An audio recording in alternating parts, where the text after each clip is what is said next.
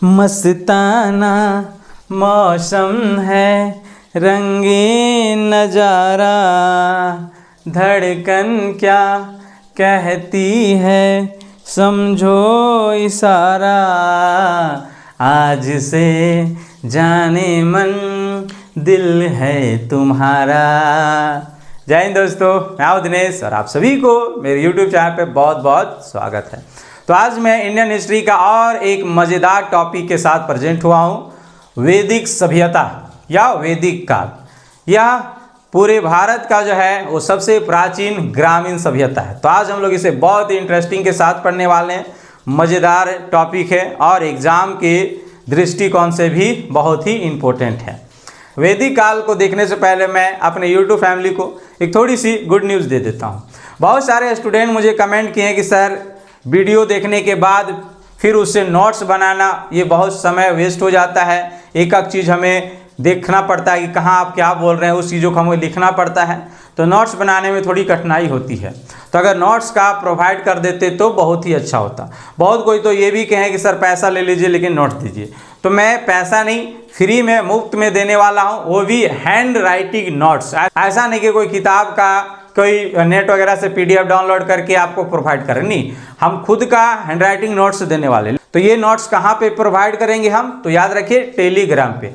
तो description box में जो है वो एक टेलीग्राम का लिंक होगा, आप उसे जाके ज्वाइन कर लेंगे। वहाँ जो है क्या करेंगे आज के बाद कि जैसे अभी हम वैदिक काल हम वीडियो बनाएंगे तो उस लिंक को हम शेयर करेंगे टेलीग्राम पे, और उसी के जस्ट नीचे जो है इसका PDF फाइल भी जो है, जो हैंड राइटिंग नोट्स जो मेरे पास है उसका जो है हम शेयर कर देंगे। इससे क्या होगा कि आप वीडियो देखेंगे, वीडियो देखने के बाद आपको तो समझ में आ जाएगी कहाँ क्या क्या, उसके बाद फिर आप PDF में जो है एक एक पॉइंट जो है अच्छी तरह से हाईलाइट किया हुआ है। हाँ, भले ये मेरा रफ हैंड राइटिंग है तो मैं जल्दी में तो अभी टाइपिंग नहीं करा पाया हूँ, लेकिन जो जो मेन इंपॉर्टेंट है उसे मैं हाईलाइट कर दिया हूँ। और बाकी चीज़ों में अगर किसी दिक्कत होगा तो आप मुझे इस नंबर पे जो है, इस नंबर पे मुझे टेलीग्राम करेंगे, व्हाट्सअप नहीं, व्हाट्सअप कीजिएगा तो नहीं देंगे PDF नोट्स, टेलीग्राम करेंगे। टेलीग्राम पे जैसे कि ये इसलिए दे रहे हैं ताकि कुछ नोट्स में दिक्कत होगा कि पढ़ने में दिक्कत हो रही है, तो उस कंडीशन में आप मुझे उस फोटो को क्लिक कर देंगे और भेजेंगे सर यहाँ क्या लिखा हो बता दीजिए, तो वो मैं बताऊँगा। इसके अलावा ये नंबर किस लिए दे रहे हैं, तो देखिए आज मैं मान लेते हैं कि ये वीडियो मैं अपलोड करूँगा, और इस वीडियो अपलोड करने के बाद आज ही अगर देखें तब तो भैया वहीं पे आपको नोट्स मिल जाएगा, वहीं उसी के नीचे जो है शेयर किया रहेगा। लेकिन हो सके ये मेरा वीडियो 5 महीना बाद कोई देख रहा है, तो उस कंडीशन में टेलीग्राम ज्वाइन करने के बाद जो है आपको बहुत ऊपर जाइएगा तब जाके ये मिलेगा, आपको ढूंढना पड़ेगा कहाँ पे है। तो इस कंडीशन में आप क्या कीजिएगा, इस नंबर पे मुझे टेलीग्राम कीजिएगा, वहाँ सिंपल सा लिखिएगा कि जो टॉपिक है, जैसे कि सिंधु सभ्यता का नोट्स तो उसको मैं दे दूंगा, वैदिक काल का नोट्स तो मैं उसके दे दूंगा, तो इसीलिए मैं दिया हूँ। व्हाट्सअप नहीं कीजिएगा, व्हाट्सअप कीजिएगा तो नहीं देंगे। तो अब हम लोग वैदिक काल को स्टार्ट करते हैं। वैदिक काल की कालखंड हम यहाँ लिख दिए हैं 1500 BC से 600 BC। अब ये वैदिक काल कब से स्टार्टिंग हुआ था, तो थोड़ा सा हम पीछे के वीडियो को ही चर्चा करेंगे, क्योंकि पीछे क्लास में हम लोग क्या पढ़े थे, सिंधु सभ्यता। और सिंधु सभ्यता का सबसे मान्य कालखंड जो थी वो कितनी थी, तो 2350 BC से 1750 BC, ये कार्बन 14 के अनुसार जो है वो सिंधु सभ्यता का सबसे मान्य कालखंड है। इससे पता चल रहा है कि सिंधु सभ्यता जो है वो 1750 BC में अंत हो गया था। और देखो वैदिक काल जो है वो कब से स्टार्ट हो रही है, तो देखो इससे लगभग 250 वर्ष बाद, मतलब कि देख लो 250 का गैप है। अब इसी से तुलना लगाना है कि देखिए हम लोग का भारत का सबसे प्राचीन सभ्यता जो है वो सिंधु सभ्यता है, और सिंधु सभ्यता कैसी थी, तो नगरीय सभ्यता थी, ये शहरी वाला सभ्यता थे। जबकि वैदिक काल सिंधु सभ्यता की बात की है लेकिन ये ग्रामीण थी, ग्रामीण। तो याद रखिएगा इस चीज को, बोलेगा भारत का सबसे प्राचीन सभ्यता, इसमें बोलबे नहीं किया कि ग्रामीण की नगरीय, तो इस कंडीशन में सिंधु सभ्यता ही होगा। अब ऑप्शन के अकॉर्डिंग भी ऑब्जर्व कीजिएगा, अब ऑप्शन में सिंधु सभ्यता नहीं है तो उस कंडीशन में आप वैदिक काल को ही मारेंगे। क्वेश्चन ने बोल दिया क्या कि भारत का सबसे प्राचीन नगरीय सभ्यता, तो सिंधु सभ्यता होगा। लेकिन कहेगा भारत का सबसे प्राचीन ग्रामीण सभ्यता, तो इस कंडीशन में फिर क्या हो जाएगी, वैदिक काल, है ना, वैदिक सभ्यता। तो इस चीज को समझिए। अब इसका वैदिक ही नाम क्यों पड़ा, वैदिक सभ्यता या वैदिक काल ही से हम लोग नाम क्यों दिए हैं? तो देखिए, वैदिक काल की जानकारी जो है वो वेदों से मिलता है।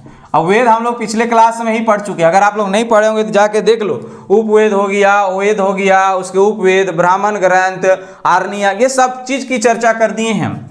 वेदों की संख्या कितनी है, तो 4 है, ऋग्वेद, सामवेद, यजुर्वेद और अथर्ववेद। इन चारों वेदों से जानकारी वैदिक काल के बारे में मिला है, इसीलिए इसका नाम ही वैदिक काल रखा हुआ। सीधा सीधी कह सकते हैं इन किताबों को पढ़ने से जो इतिहास की जानकारी मिलता है, उस इतिहास को हम लोग वैदिक काल नाम रखे हैं। तो सिंपल से याद रखेंगे वैदिक काल। अब ये वैदिक काल के संस्थापक जो थे, संस्थापक ये आर्य को कहा जाता है। आर्य लोग जो थे ये वैदिक काल के संस्थापक थे। अर्थात हम कह सकते हैं कि वेद वगैरह में जो लोग वेद वगैरह लिखे हैं वे लोग जो हैं वो आर्य थे। और कहा जाता है कि ये आर्य लोग जो थे वो भारत का मूल निवासी नहीं थे। भारत का ये लोग मूल निवासी नहीं थे। तो फिर ये लोग थे कहाँ से आए थे? तो इतिहासकारों ने इस पर अपने अपने मत दिए हैं। कोई कह रहा है कि ये तिब्बत से आए हैं, कोई कह रहा है कि आर्टिक प्रदेश से आए हैं, कोई कह रहा है कि मध्य एशिया से आए हैं। तो वैसे देखते हैं कि किस इतिहासकार ने कहा है कि आर्य लोग कहाँ से आए थे। तो सिंपल से याद रखेंगे कि आर्य लोग भारत का मूल निवासी नहीं थे। आर्य लोग जो थे वो संस्कृत भाषा, याद रखेंगे आर्य लोग कौन सी भाषा का प्रयोग करते थे? संस्कृत भाषा का प्रयोग करते थे।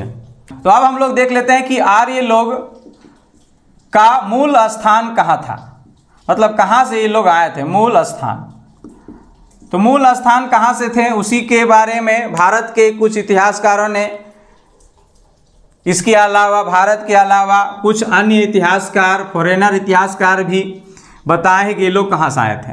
तो कुछ को याद रखना है, जैसे कि स्वामी दयानंद सरस्वती, स्वामी दयानंद सरस्वती, स्वामी दयानंद सरस्वती ने कहा कि ये लोग जो है वो तिब्बत से आए थे, तिब्बत से। तो देखिए कैसे याद रखना है कि स्वामी दयानंद सरस्वती, ती से तिब्बत, स्वामी दयानंद सरस्वती ती से तिब्बत। तो ऐसे याद रखेंगे ती से तिब्बत। ये कहा कि तिब्बत से आए थे। लेकिन देखिए इतिहासकार, कोई भी इतिहासकार अगर कुछ बोलता है तो अन्य इतिहासकार भी इसके समर्थक में होना चाहिए, हाँ सही बोल रहे हैं जी। और आपको कुछ साक्ष्य दिखाना पड़ेगा कि अगर हम इस बात बोल रहे हैं कि ये लोग तिब्बत से आए हैं तो मेरे पास कुछ स्रोत भी होना चाहिए। तो इसके पास वैसे कोई ठोस सबूत नहीं था, क्योंकि भारत का देखिए ये वैदिक काल के लोग मुख्य रूप से जो है ये उत्तर वाला क्षेत्र में जो है वो बसे हुए थे। सिंधु सभ्यता के नदियों के अलावा जो है ये यूपी बिहार वाले कुछ क्षेत्रों से जो है इसके साक्ष्य मिले हैं। तो अब तिब्बत जो है इस वाले क्षेत्र से है। अब तिब्बत यहाँ पर ही है और यहाँ पर ही। अब कैसे ये कहा कि ये तिब्बत से आए थे? तो इसके लिए इसको प्रूफ भी करना पड़ेगा, मतलब कि तिब्बत के कुछ ऐसे पुरातात्विक स्रोत, तिब्बत से कुछ ऐसे पुरातात्विक स्रोत मिला होना चाहिए जो वैदिक काल से संबंधित रहेगा। लेकिन ऐसा कुछ मिला ही नहीं। तो इसकी बात को इतिहासकारों ने क्या कर दिए? तो नकार दिए। तो भले ही स्वामी दयानंद सरस्वती ने कहा कि तिब्बत से आए थे, लेकिन ये इसके बात को जो है वो अन्य इतिहासकारों ने नकार दिए। इसके अलावा आपको याद रखना है बाल गंगाधर तिलक, बाल गंगाधर तिलक, इसने बोला कि ये लोग आर्कटिक प्रदेश से आए थे, आर्कटिक प्रदेश। अब आप लोग ज्योग्राफी पढ़ेंगे तो आपको मालूम होगा, जैसे ये पृथ्वी है, पृथ्वी के ध्रुव है, ये साउथ पोल और ये नॉर्थ पोल। तो देखिए नॉर्थ पोल वाले इस वाले एरिया को जो है वो क्या कहा जाता है? तो आर्कटिक प्रदेश। और ये वाले को कहा जाता है अंटार्कटिक। तो याद रखेंगे। तो इसने कहा कि ये आर्कटिक प्रदेश से आए थे। सीधा सीधा हम कह सकते हैं कि इसका कहने का अर्थ था कि ये लोग उत्तरी ध्रुव से आए थे। ये कौन कह रहा है? तो बाल गंगाधर तिलक। लेकिन कुछ भी आप कह रहे हैं तो उसके कारण भी आपको बताना पड़ेगा कि आप क्यों ऐसा बोल रहे हैं। तो देखिए, वेदों में एक जगह लिखा हुआ है 6 महीना का दिन और 6 महीना का रात, 6 महीना का दिन और 6 महीना का रात। तो इसी के आधार पे इसने कहा था, क्योंकि पोलो के पास में नॉर्थ पोल और साउथ पोल में जो है वो 6 महीना का दिन होती है और 6 महीना का रात होती है। तो इसने केवल एक को टारगेट किया कि आर्कटिक प्रदेश से आए थे। अगर इसने कह देता बाल गंगाधर तिलक कि ये जो है वो ध्रुवों के पास से आए थे, नॉर्थ पोल से भी हो सकते हैं और साउथ पोल से भी, तो इसकी कुछ हद तक इसकी बात सत्य हो जाता। फिर जाके यहाँ के कुछ स्रोत ढूंढते हैं कि सच में ये लोग जो आए हुए हैं नॉर्थ पोल से या साउथ पोल से, तो इन लोगों का कोई स्रोत और वैदिक काल के कुछ स्रोत मिलता जुलता है क्या? फिर मिलता तो फिर इसकी बात को हाँ कहा जाता, नहीं मिलता तो नहीं। लेकिन इसने कहा कि आर्कटिक प्रदेश से आए थे। अब आर्कटिक प्रदेश में ही थोड़ी ना है केवल दिन और रात 6 महीना का होता है जी, इधर से भी होता है, तो इधर से भी तो आया हो सकता है। लेकिन इसका कहना था कि आर्कटिक प्रदेश से आए थे। इसीलिए अन्य इतिहासकारों ने जो है वो नकार दिया, कहा कि 6 महीना का दिन 6 महीना की रात। ऐसा थोड़ी ना कि केवल उत्तरी ध्रुव में भी होता है, उत्तरी ध्रुव में ही होता है, नीचे भी तो होता है साउथ पोल में। तो इसलिए इसका बात को नकार दिया गया। इसके अलावा एक और याद रखना है, डॉक्टर अविनाश चंद्र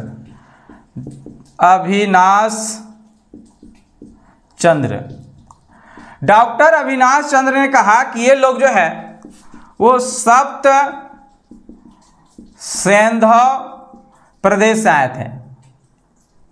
अब ये सप्त सिंधु प्रदेश क्या? तो देखिए, इसका कहना था कि ये जो सिंधु सभ्यता, जैसे कि ये भारत है तो ये चाइना से जम्मू कश्मीर होते करते एक नदी गुजरी है सिंधु सभ्यता, सिंधु नदी। तो सिंधु नदी के सहायक नदी जो थे चिनाब, रावी, ब्यास, सतलज, यही 7 नदी थे, है ना।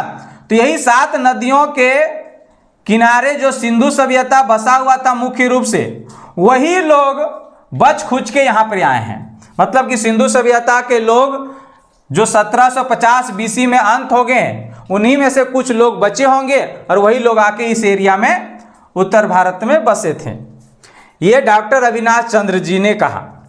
लेकिन कुछ इतिहासकारों ने इसकी बात को नकार दिया, यह कह के कि सिंधु सभ्यता जो थी वो एक नगरीय सभ्यता थी, और जबकि वैदिक सभ्यता जो है वो ग्रामीण सभ्यता है। देखिए, भारत एक ऐसा देश है जिसमें पहले नगर बना है, बाद में ग्रामीण बना है। कहने का अर्थ है कि जैसे कि अभी के डेट में कोई भी स्टेट या कोई भी क्षेत्र पहले गांव होता है, गांव के बाद धीरे धीरे विकसित होते करते शहर की ओर बढ़ता है, ना कि कोई शहर गांव की ओर बढ़ता है। ऐसा होता है क्या? नहीं ना। लेकिन भारत में ऐसा ही हुआ, पहले शहर बना है और बाद में गांव बना है। तो डॉक्टर अविनाश चंद्र ने कहा कि ये सिंधु सभ्यता के लोग ही आए होंगे। लेकिन इस बात से नकार दिया गया कि सिंधु सभ्यता के लोग नगरीय थे, और वैदिक काल में जो नगर का कोई भी प्रनाम नहीं मिला है, इसका मतलब ये लोग वहां से नहीं आए होंगे। तो इस तरह से इन तीनों की बातों को जो है वो नकारते हुए चला गया अन्य इतिहासकारों ने। अब देखते हैं कि जर्मनी का एक, ये सब इंडियन थे, अब जर्मनी का देखते हैं। तो जर्मनी का एक इतिहासकार जिसका नाम था मैक्स मुलर, कहाँ का था? तो जर्मनी। तो इसने कहा कि ये लोग जो है वो मध्य एशिया से आए थे, मध्य एशिया से, और इसकी बात को सत्य भी माना गया, क्योंकि 1907 ईस्वी में है ना, 1907 ईस्वी में मध्य एशिया के एक स्थान जिसका नाम था बोगज कोई,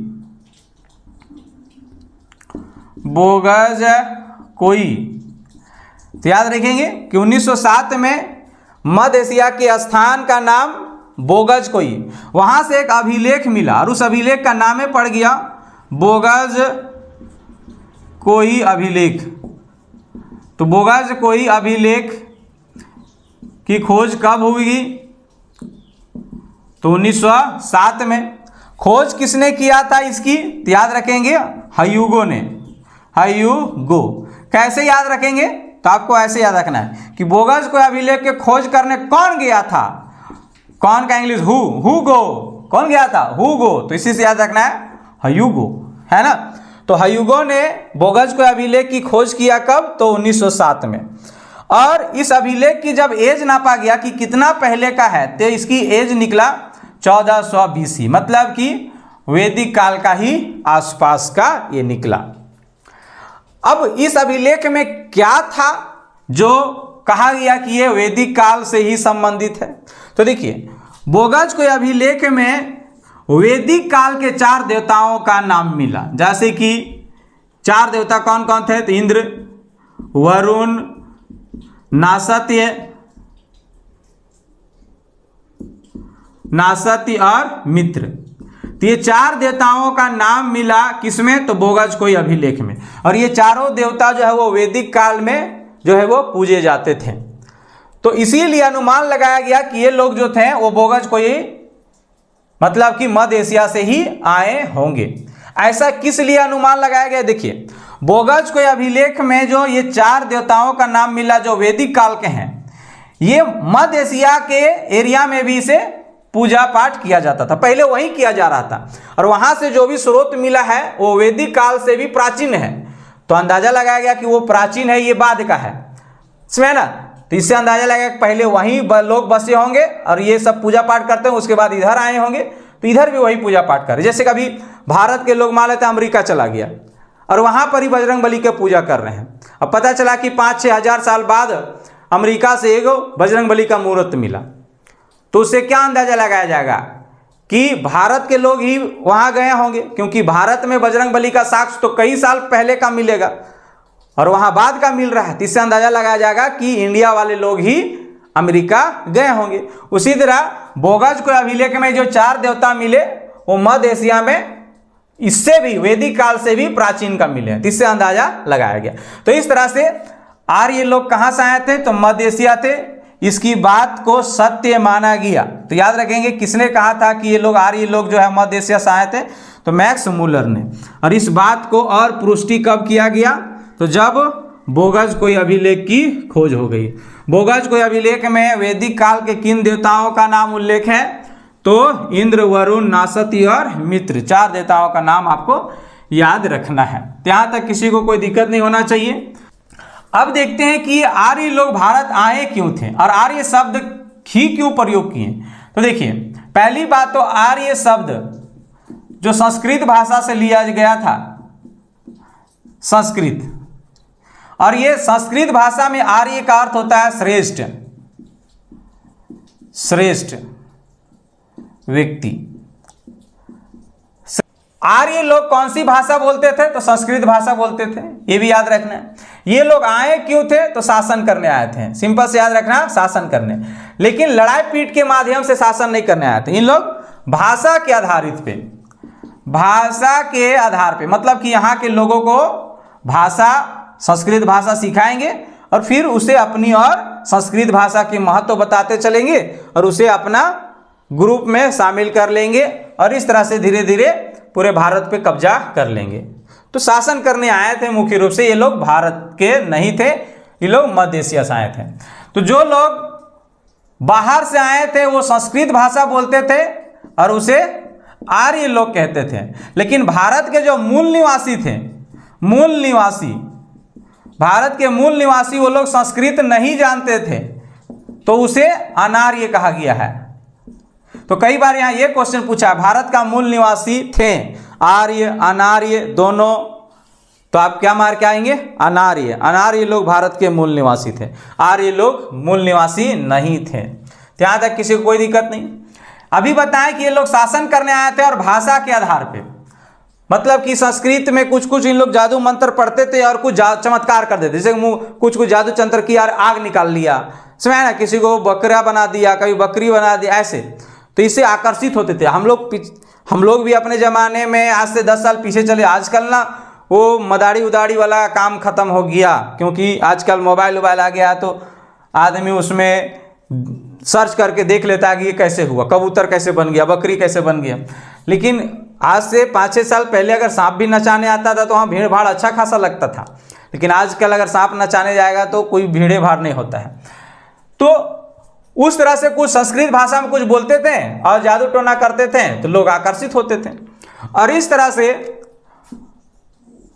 तरह से उत्तर भारत का आर्यकरण, उत्तर भारत का आर्यकरण, आर्यकरण कहने का मतलब संस्कृत भाषा सिखाना, इसके साथ साथ आर्यों के कर कल्चर सिखाना को आर्यकरण कहा जाता है। तो उत्तरी भारत का आर्यकरण जो है वो गौतम राहुगढ़ ने किया था, गौतम राहुगढ़ ने किया था। और दक्षिण भारत का आर्यकरण मतलब दक्षिण भारत के लोगों को आर्य भाषा मतलब संस्कृत भाषा कौन सिखाया, तो अगस्त ऋषि, अगस्त ऋषि। तो ये 2 क्वेश्चन पूछे हुए हैं कई बार, तो याद रखेंगे इस चीज को। इसके अलावा थोड़ा सा नोट करके एक चीज लिखेंगे कि अर्थर्वेद में ये जानकारी मिलता है कि पाटलिपुत्र मतलब आज के डेट में पटना को अछूतों का भूमि कहा गया है, अछूतों का भूमि कहा गया है। ये चीजें याद रखेंगे किसमें, तो अर्थर्वेद में। अब हम लोग देखते हैं कि वैदिक काल को जो है वो 2 भागों में विभक्त किया गया है। तो एक जो है वो ऋग्वैदिक काल जिसका समय जो है वो 1500 BC से 1000 BC तक रखा गया है। वही बात करें कि दूसरा कालखंड जिसे उत्तर वैदिक काल कहा गया है और इसकी 1000 BC से 600 BC इसकी समय को निर्धारित किया गया है। अब यहाँ पे हम लोग चर्चा करेंगे कि ऋग्वैदिक काल में शासन प्रणाली कैसा था, शासन कैसे करते थे। तो पहला चीज शासन देखेंगे, जैसे कि अभी की डेट में शासन कैसे होता है, प्रधानमंत्री, मंत्रिमंडल कैसे बटा हुआ है, राज्य में, स्टेट में, ये सब बटा हुआ है ना। तो ये प्रशासन के कारण ही अच्छा प्रशासन हो सके। उसी तरह उस समय देखते हैं कि प्रशासन कैसी थी। तो ऋग्वैदिक काल जो थी वो कबीला व्यवस्था थी, कबीला व्यवस्था। अब ये कबीला व्यवस्था क्या है, तो सिंपल सा याद रखिए कि ये लोग जो हैं वो जहाँ पर भी रहते थे, जैसे 500-600 आदमी जो भी रहते होंगे, उसे हम लोग आज की डेट में गांव बोलते हैं। उस समय गांव ना बोल के इन लोग क्या बोलते थे, तो कबीला बोलते थे। और कबीला का जो प्रधान हुआ करता था, मतलब कि मैन गार्जियन, जैसे कभी गांव में मुखिया होता है ना जी, मुखिया सरपंच, उसी तरह इस कबीला का प्रधान को राजन कहा जाता था। राजन मतलब राजा, क्या कहते थे, राजन कहा जाता था। तो याद रखेंगे कबीला की प्रधान को क्या कहते थे, राजन कहते थे। मतलब सीधा सीधी कह सकते हैं कि राजा की व्यवस्था यहां से प्रारंभ हो गई थी। अभी हम लोग सिंधु सभ्यता पढ़े थे, तो सिंधु सभ्यता में राजा व्यवस्था नहीं थी, लेकिन इस काल में राजा व्यवस्था आ गई थी। अब इसमें राजा जो थी ये भी थोड़ी बहुत भनक मिलता है कुछ कुछ चीजों से, कि वैदिक काल के राजन की जो थी वो राजन वंशानुगत थी।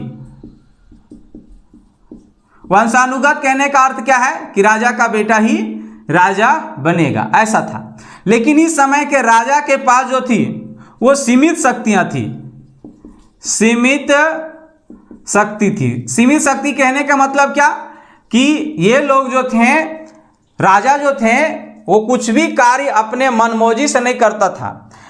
कबीला में जो थी वो 4 प्रकार की पंचायत थी। पंचायत मतलब कि बैठक होती थी, और उन बैठक में राजा जो है वो पूछता था कि क्या ऐसा करना चाहिए, क्या नहीं करना चाहिए, ये सब सलाह लेता था। तो इसका मतलब इसके पास सीमित शक्ति थी, ना कि असीमित। असीमित मतलब क्या होता है कि आपको जो मन करता है सो करिए। सीमित मतलब कि आप पहले पूछेंगे, लोग जैसा बोलेंगे उसके अकॉर्डिंग करना पड़ेगा।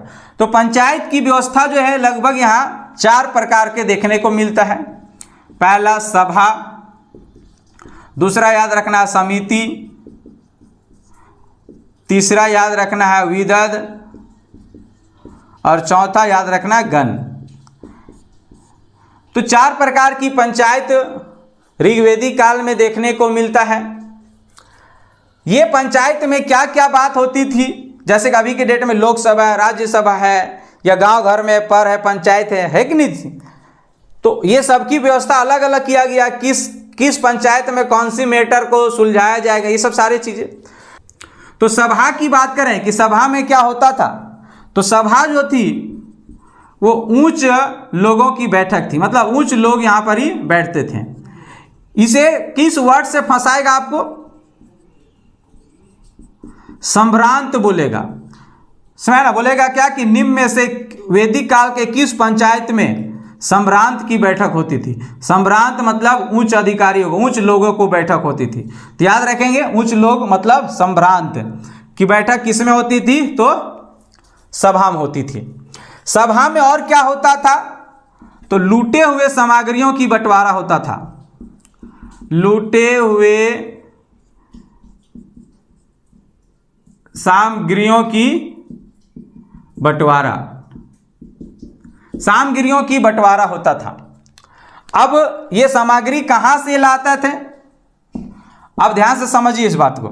जैसे कि कबीला व्यवस्था था, जैसे ए नाम करके कबीला है, इन लोग लड़ाई करते थे किसी कबीला के साथ, जैसे मान लेते बी के साथ लड़ाई किए, या ये दोनों के बीच में लड़ाई हो रही है, तो अगर मान लेते हैं बी हार गया तो बी के कबीला से जो भी कुछ सामग्री मिला, धर है, दौना, चावल दाल, गाय गरू, जो भी, उसे खेद के इन लोग लेते आते थे अपना एरिया में, और फिर ये पूरा कबीला में बंटवारा होता था। समझ बात को। तो लूटे हुए सामग्रियों की बंटवारा कहाँ होती थी, तो सभा में होती थी। सभा में जो है याद रखेंगे कि वैदिक काल या ऋग्वेदिक काल के दो पंचायत में, सभा हो गया और विदद, इसमें स्त्रियां भी भाग लेती थी, स्त्रियां भी इसमें शामिल होती थी। अब कैसे, क्यों शामिल होती थी, इसके बारे में चर्चा करेंगे। कैसे याद रखेंगे कि सभा में ही शामिल होते थे, विदद में ही शामिल होते थे, समिति में क्यों नहीं होते थे। तो सभा में देखते हैं कि क्यों शामिल होते थे। तो देखिए सभा में पहले तो आपको याद रखना है कि लूटे गए सामग्रियों की बंटवारा कहाँ होती थी, तो सभा में। अब मान लेते हैं कि यहां से इस कबीला से 100 लोग लड़ने गए हैं, इस कबीला में 100 लोग, लेकिन लड़ाई में तो भैया दोनों तरफ से आदमी कुछ तो मरेंगे। तो इधर से मान लेते 100 जन गए थे, तो हो सके 20 जन मारे गए, 80 लोग बचे, और ये सामग्री यहां से लूट के आए।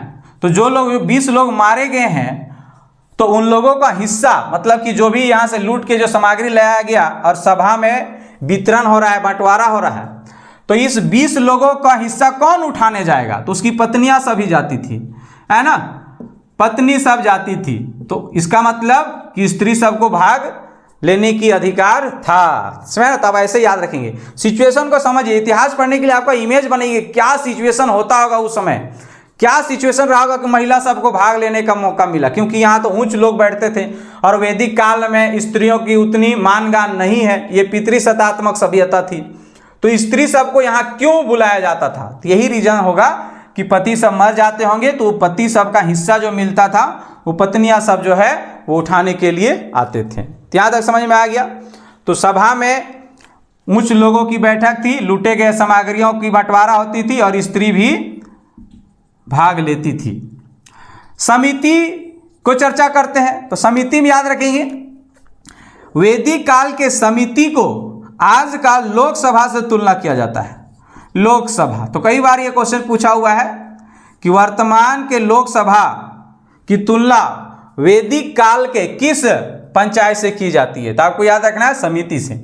क्यों किया जाता है, तो देखिए आज के डेट में देखिए किसी चीज की तुलना होती है ना, तो उसकी कुछ गुण पाया जाता होगा। जैसे कि कोई आदमी बोलते हैं क्रिकेट उर्केट ही हम लोग खेल रहे होते हैं, बोलते हैं देखो ये हमारी टीम का छोटा धोनी है, तो इसका मतलब क्या कि धोनी के जैसा वो बिहेव करता होगा, अंतिम 7-8 दौड़ में उतर के जो है वो पूरा मैच पलट देता होगा, समझे ना, गुस्सा नहीं करता होगा, उसकी जैसा ही बल्ला हेलीकॉप्टर शॉट मारता होगा, तब ना उसको बोल रहे हैं। ऐसा थोड़ी कि कोई लंगूर को बोल देंगे ये हमारा टीम का धोनी है, ऐसा नहीं बोल सकते।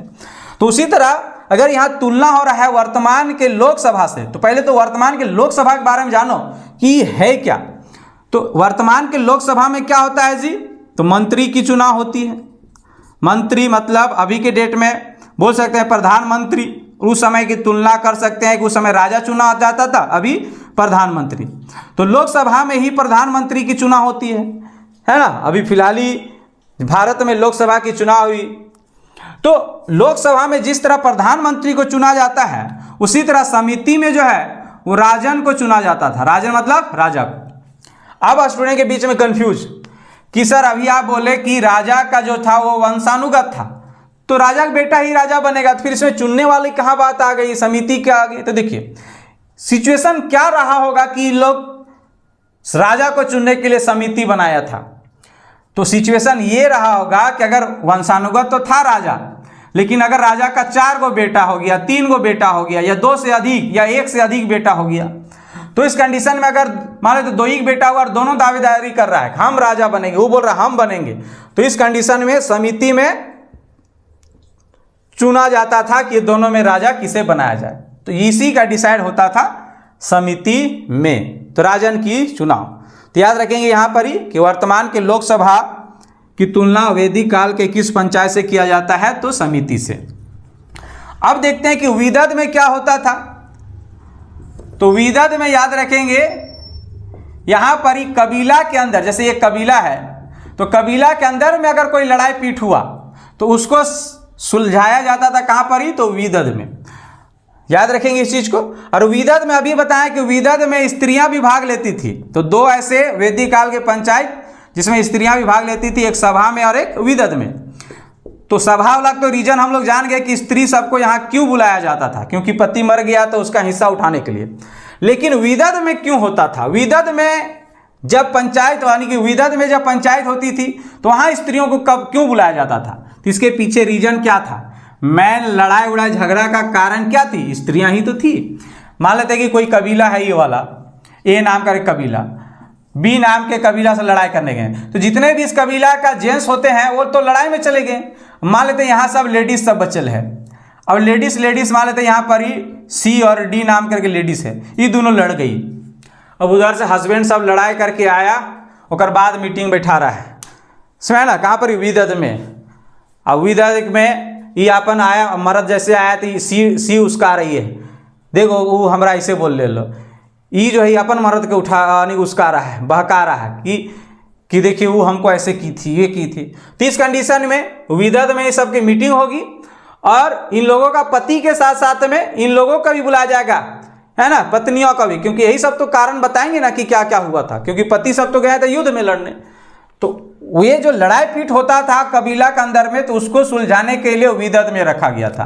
तो आप सिचुएशन समझ गए हैं कि स्त्रियां को क्यों शामिल किया गया था, क्योंकि लड़ाई वगैरह तो स्त्री ही ज्यादा करती थी, तो स्त्री को नहीं बुलाएंगे तो फिर कैसे सुलझा जाएगा। अब खाली इसकी दोनों हस्बैंड को बुलाया जाएगा, इन लोगों को पूछा जाएगा बोल कैसे लड़ा रहे, तो इसकी वाइफ जो है ये जो है अपना पति को बहकाया है इसके खिलाफ, ये इसके खिलाफ, तो फिर ऐसे में तो लड़ाई सुलझेगा नहीं, फिर दोनों जब तक नहीं बुलाया जाएगा तब तक।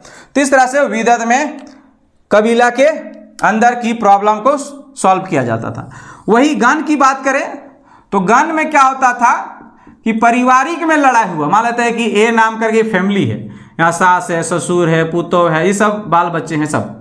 अब एकरे में मान लेते हैं कि सास और पुतोह में लड़ाई हो गया, तो डायरेक्टली विदध में नहीं जाते थे, समझ ना, डायरेक्टली क्या करते थे, अभी भी लड़ाई होता है गांव घर में अगर तो नहीं देखते हैं, गांव घर के भैंसुर उसुर को बुला के अगल बगल के कोई बूढ़ा बुजुर्ग है समझदार उसे बुला के बोलते देखिए हमारे पुतैया नोच लो ही यहाँ, वो अपन बोलते हमारे ससिया ऐसे करो। तो इन चीज़ों को बात को फिर सुलझाया जाता है। तो उसी तरह यहाँ फैमिली के परिवार मतलब परिवार में कुछ समस्या उत्पन्न होती थी तो उसे गण में सुलझाया जाता था। तो इस तरह से इसमें जो है वो ऋग्वेदिक काल में जो है वो पंचायतें जो थी वो कितनी थी, तो 4 प्रकार की थी। तो समझ गए कि राजा क्या था, तो कबीला का प्रधान था। राजा की सहायता के लिए एक अधिकारी भी हुआ करता था, कई अधिकारी थे लेकिन जो फेमस थे उसको याद रखना है। तो सीधा सीधी याद रखेंगे, शासन का उच्च अगर देखा जाए उच्च में कौन था, तो राजा था। और राजा की सहायता करने के लिए कुछ अधिकारी हुआ करते थे, और उस अधिकार पद का एक नाम याद रखना है, पुरोहित। पुरोहित जो है एक पद का नाम है, याद रखेंगे, पद का नाम है। जैसे कि अभी के डेट में आईएएस है ना, आईएएस जो है वो एक पद का नाम है, डीएसपी पद का नाम है, तो ये सब पद का नाम है। अब इस डीएसपी वाला में कोई आदमी जाएगा कोई जो बहाल होगा वो आदमी जाएगा। उसी तरह राजा की सहायता के लिए एक पद हुआ करता था पुरोहित, और इस पुरोहित में दो जन बहुत फेमस हुए। एक को याद रखना है वशिष्ठ, और दूसरा याद रखना है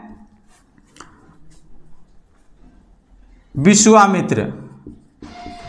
विश्वामित्र, ये दो ऐसे पुरोहित हुए जो राजा के साथ साथ ये दोनों भी फेमस हो गए। इसमें है ना, तो याद रखेंगे। बोलेगा क्या कि विश्वामित्र कौन थे? तो एक पुरोहित था। पुरोहित मतलब एक पद का नाम है, और इस पद में रहकर राजा जो है कुछ काम करने से पहले ही सबसे पूछताछ करता था। तो विश्वामित्र और वशिष्ठ।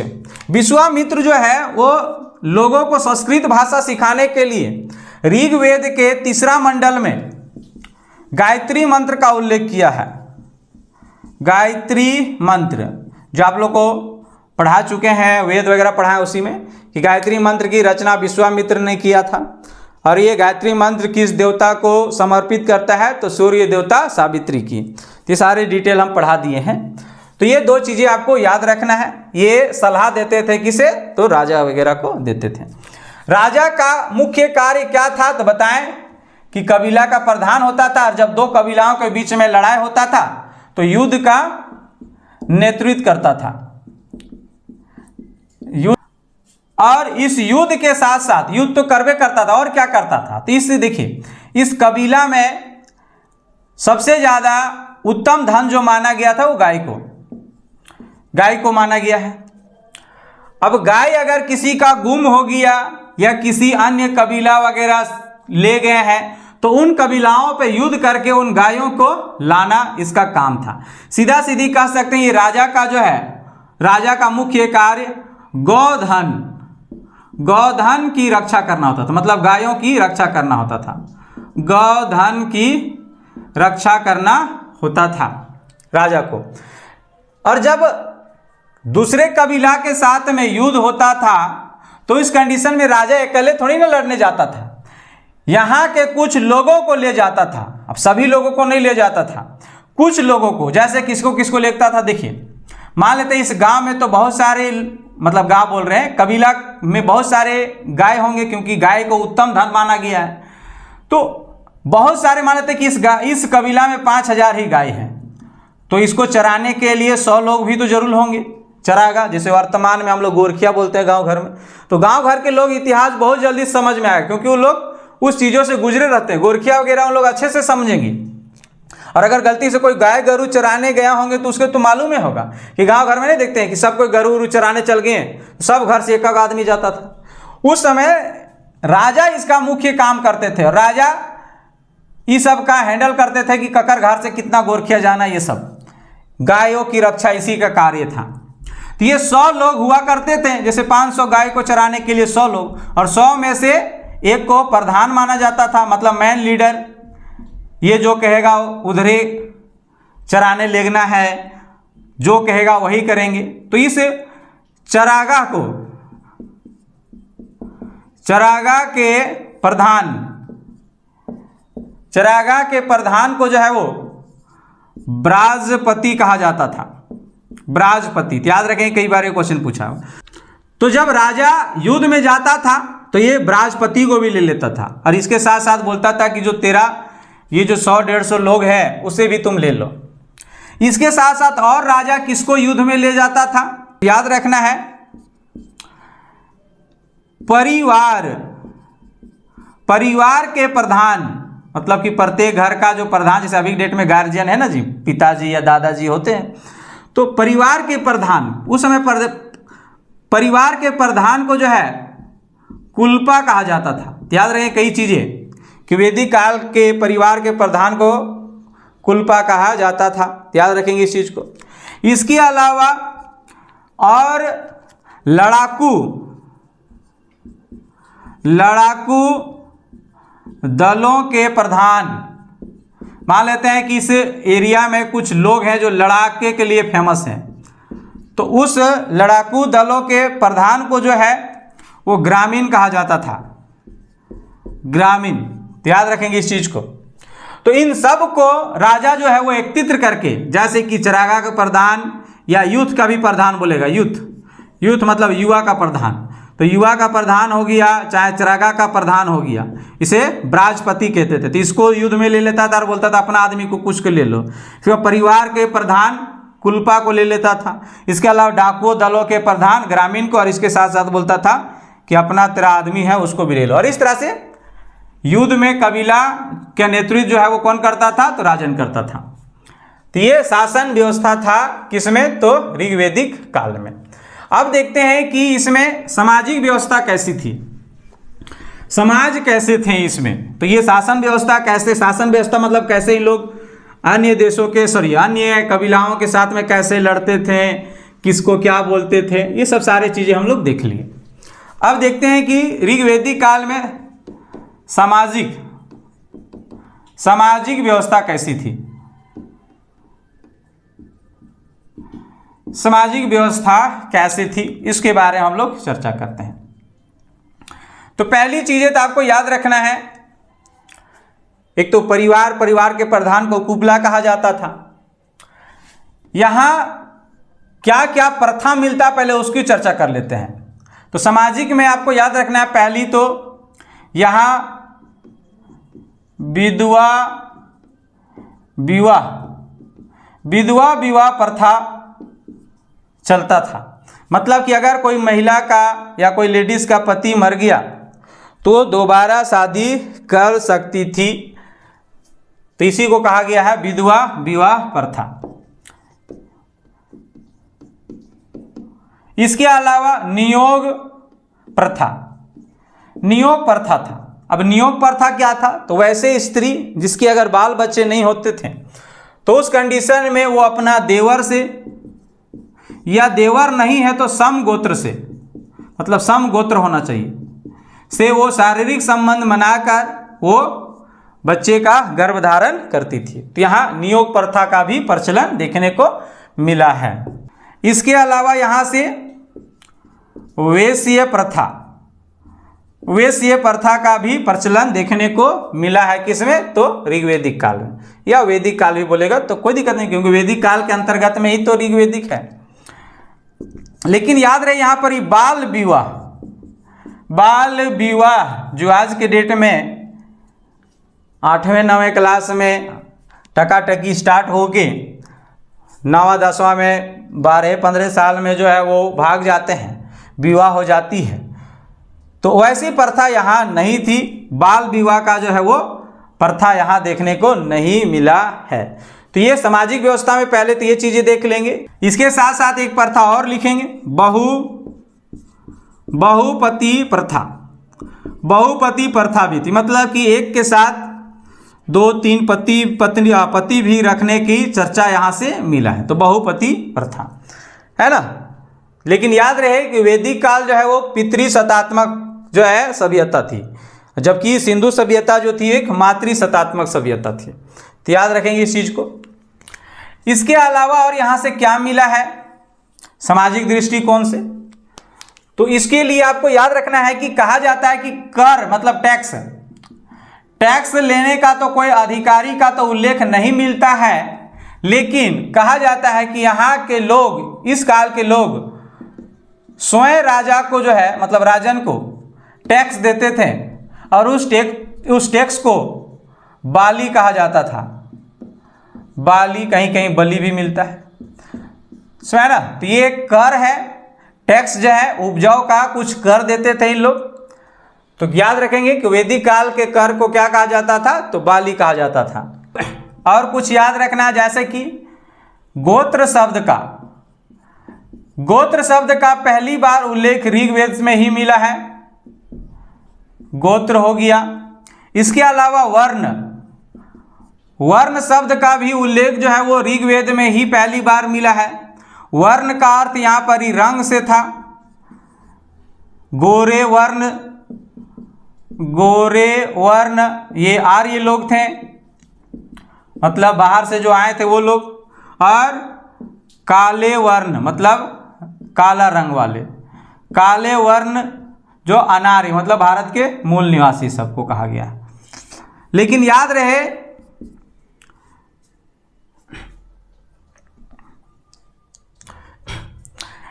ऋग्वेदिक काल में जो है वो कृषि का उल्लेख 24 बार मिला है। 24 बार मतलब कृषि का लिखा हुआ जो है वो 24 बार मिला है। इस चीज़ों को याद रखना है।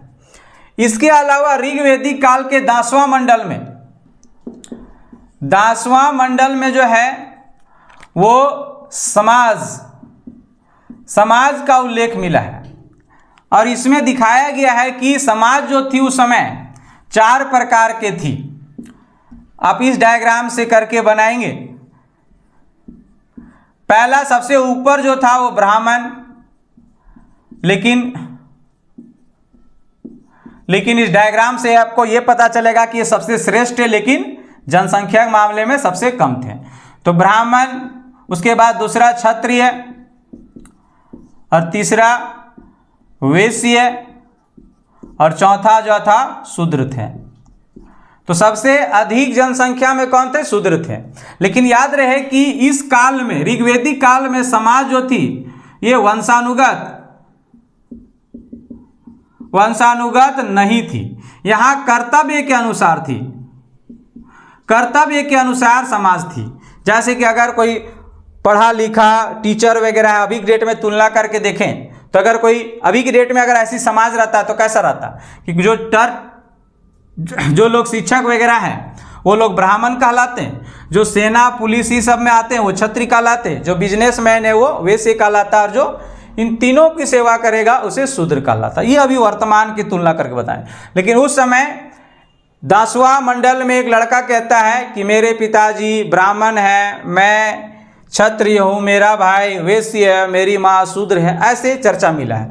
मतलब एक ही फैमिली में ये चारों समाज थी। इससे पता चला कि ये जो कर्तव्य के अनुसार थी, ना कि वंशानुगत थी, है ना। तो यहाँ समाज 4 प्रकार की थी। ये चीजें आपको याद रखना है।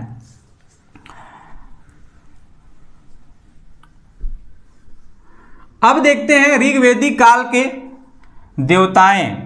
तो सबसे पूजनीय देवता जो थे वो इंद्र थे। इंद्र, तो कई बार ये क्वेश्चन पूछा हुआ ऋग्वेदिक काल के सबसे श्रेष्ठ देवता कौन था। तो सबसे श्रेष्ठ या सबसे पूजनीय देवता जो था वो इंद्र था। इंद्र भगवान को और किस किस नाम से जाना जाता था? तो इंद्र भगवान को पुरंदर का देवता,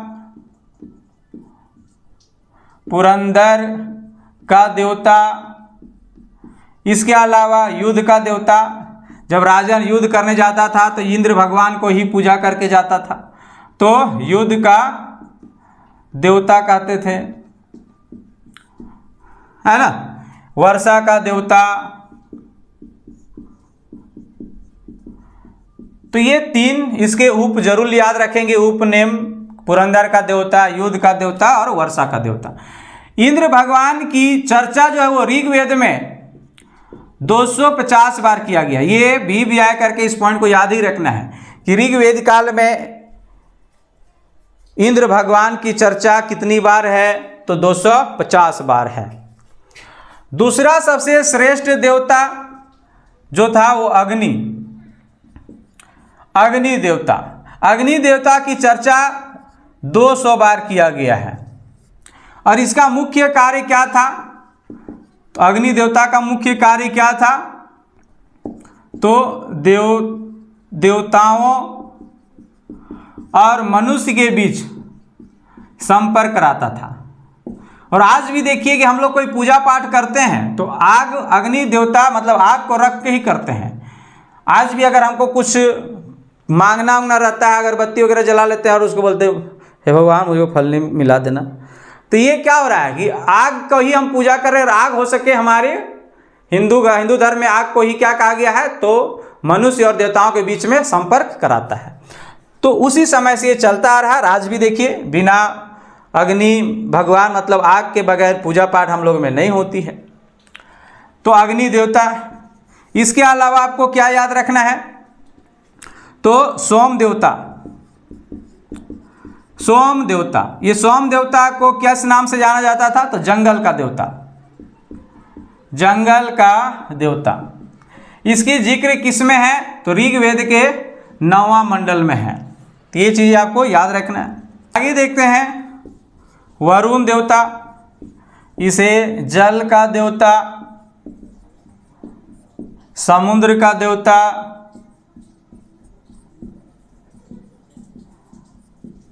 वायु का देवता, ये कहा जाता है इसे। वरुण देवता को जो है वो प्राकृतिक का रक्षक कहा जाता है, प्राकृतिक का रक्षक। इसके अलावा और कुछ देवता का नाम याद रखो, जैसे मारुत देवता, मारुत देवता, इसे तूफान का देवता कहा जाता है, तूफान का देवता कहा जाता है। इसके अलावा आप रुद्र देवता, रुद्र देवता हो गया। इसके अलावा नासत्य, इसके अलावा मित्र। तो ये सब देवता जो थे वो ऋग्वेदिक काल में पूजा जाता था। और इन्हीं में से 4 देवता बोगज कोई अभिलेख में जिक्र थे। कौन कौन? तो इंद्र थे, वरुण थे, नासत्य थे और मित्र थे। तो ये चीजें थे ऋग्वेदिक काल में। अब हम लोग आते हैं उत्तर वैदिक काल में। उत्तर वैदिक काल में देखिए क्या चेंज हो गया था, उसी के बारे में हम लोग चर्चा करेंगे। बहुत चीजें सेम चल रहा था, केवल चेंज क्या हुआ था उसके बारे में हम लोग चर्चा करेंगे। जैसे कि इसमें समाज जो 4 प्रकार की थी, ब्राह्मण, क्षत्रिय, वैश्य और शूद्र, ये अब वंशानुगत हो गया था। मतलब अब राजा का बेटा राजा जिस तरह यहाँ बन रहा था, उसी तरह अब ब्राह्मण का बेटा ब्राह्मण बनेगा, क्षत्रिय का बेटा क्षत्रिय बनेगा। इसके अलावा और क्या हो गई थी, तो बाकी लगभग चीजें सेम थी। जो अलग है उसी के बारे में हम लोग चर्चा करेंगे। इस काल में वंशानुगत होने के साथ साथ यहाँ कार्य भी बांट दिया गया कि कौन समाज क्या कार्य करेंगे। जैसे कि शिक्षा विभाग ले लिया कौन, तो ब्राह्मण। शासन करने का मतलब कि शासन राजा और राजा कौन बनेगा, तो क्षत्रिय। व्यापार वगैरह कौन करेगा, वैश्य। और शूद्र इन तीनों के विभाग में जाके सेवा करेगा। तो ऐसे ये बात हुई थी। सबकी कुछ कुछ को काम भी बांट दिया गया। जैसे कि क्या क्या था वो बता दिए अभी।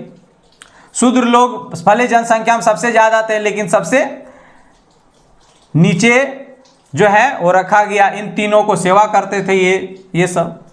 और इन लोगों को नीच माना जाने लगा। वेद वगैरह पढ़ने से मना कर दिया गया था। जनेऊ वगैरह पहनने से इसे मना कर दिया गया शूद्रों को। तो ये सब आगे चर्चा करेंगे। आगे हम लोग देखते हैं कि और क्या इसमें नई क्या आया था। तो इसमें याद रखेंगे उत्तर वैदिक काल में 3 प्रकार के यज्ञों का उल्लेख मिलता है। यज्ञ कौन कौन सा यज्ञ, तो अश्वमेध यज्ञ, अश्वमेध यज्ञ। अश्वमेध यज्ञ में क्या होता था कि कोई राजा अपना घोड़ा को सजा धजा के किसी दूसरे राजा की ओर खेद देता था, मतलब कि छोड़ देता था।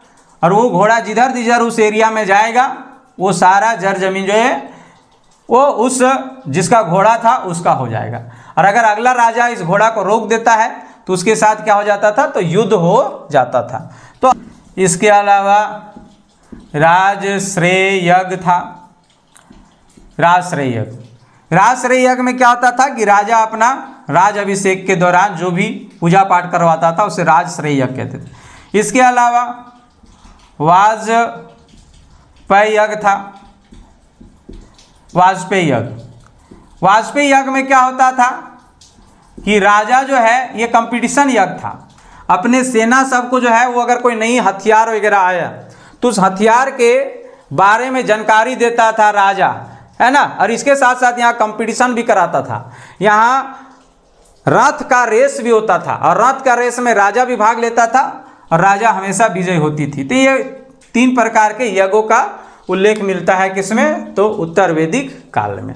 तो इस तरह से यही अंतर थी कि ये वंशानुगत हो गई थी, बाकी समान चीजें चल रही थी, केवल ये यज्ञ वगैरह भी इसमें आ गए थे। तो इस तरह से हम लोग आज वैदिक काल को ख़त्म कर लिए। मिलते हैं नेक्स्ट वीडियो में इसी तरह इंटरेस्टिंग टॉपिक के साथ। अगर वैदिक काल में कोई दिक्कत होगा तो आप लोग कमेंट्स करें और नोट्स पाने के लिए आप लोग टेलीग्राम चैनल को ज्वाइन करें। वहाँ पर ही मैं हैंड राइटिंग नोट्स जो है वो शेयर कर दूंगा। चलिए मिलते हैं नेक्स्ट वीडियो में।